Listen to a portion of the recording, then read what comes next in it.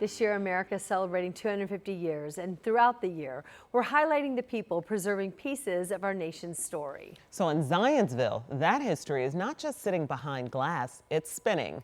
Our Alex Almanza takes us to a museum, turning an everyday object into a piece of American history. A fan is something most of us only think about when we need one, especially in this boiling heat. But inside the Zionsville, Indiana Museum, they're pieces of history. This is the headquarters for Fanimation. We're a ceiling fan manufacturer. It's distributed throughout the U.S., Canada, and Mexico. Kind of an outgrowth of Fanimation is my hobby of collecting antique fans. Tom Frampton's hobby started when he was 17, a summer job that turned into a career, and eventually a collection big enough to fill a museum. It was just a summer job in high school that evolved into ceiling fan manufacturing. It's kind of a long story, but that's how it started. I just never quit. Today, the Fanimation Antique Fan Museum is home to about 2,000 fans. Some belong to Frampton, others come from collectors across the country. Frampton says this is the only public museum of its kind. Inside, you'll find fans from the late 1800s, ones that ran on batteries before household electricity, and others powered by water, gas, belts and pulleys, even alcohol.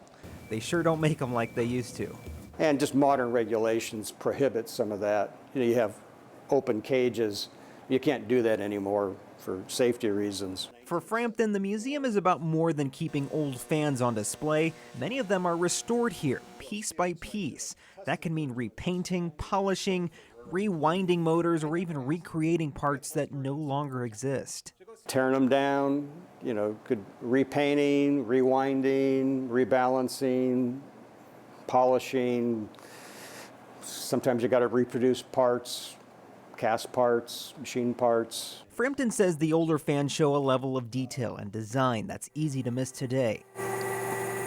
Just take a look at this food lift with, of course, a fan as the centerpiece.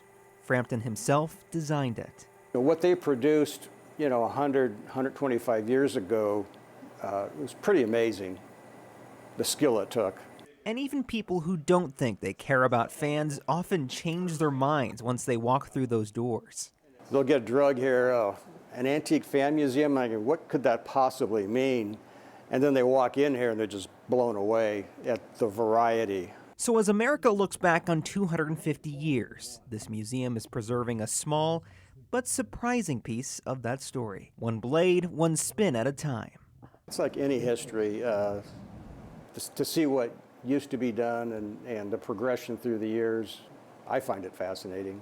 Fascinating. We'd even say cool. In Zionsville, Alex Almanza, 13 News.